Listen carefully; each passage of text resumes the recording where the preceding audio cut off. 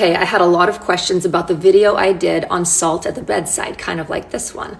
I also had a lot of comments that weren't exactly the nicest, to which I'm going to say, you know that every time you engage with that video, I get paid, right? Like a lot. It's at 5 million views or something.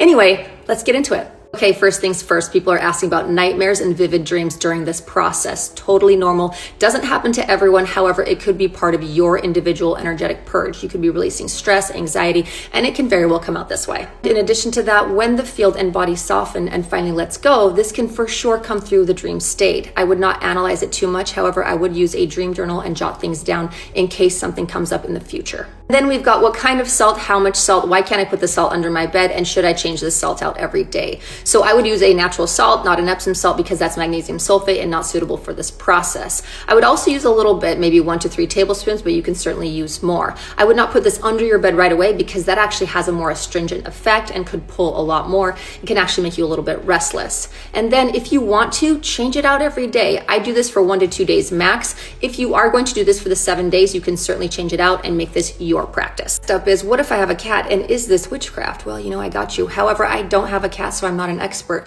You could use a container with a perforated lid. You could put this up on a shelf, or you could close your door at night, but I know that's not always possible. So if you need to, just skip it. As for the witchcraft, however, you know that when you make a concoction called a cake, then use outside forces like an oven to bake it, then you decorate it with intention of another person, and then line candles all around it, then light said candles and sing in unison, only to put said cake in someone's face and say, make a wish.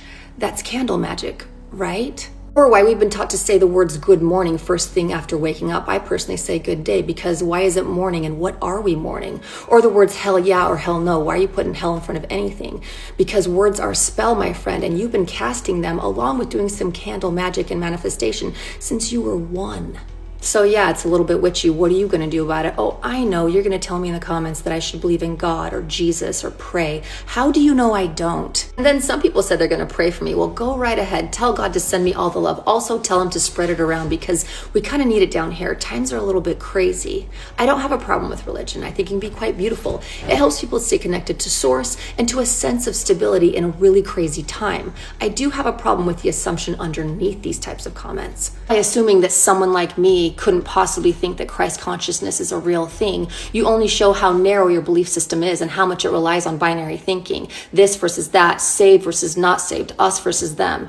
You know this continues to divide us, and they want that, right? Because when we're divided, we're much more easily controlled and much more manageable. What some people assume, or rather project, about my or anyone else's beliefs says more about their religious lens than it does about my relationship with God, which I won't be talking about publicly because it's sacred, and I don't need to thump a Bible or quote verses to prove anything to anyone. Lastly, the whole premise here on earth is free will. You can do whatever you want. If you were meant to behave and practice and believe the same thing, what's the damn point? Living and letting live is not an absence of faith. It is the fullest expression of it. I'm done. I'm going to go fill my tub with salt and sleep in it tonight, okay? No, I'm not, but I might. Love you, bye.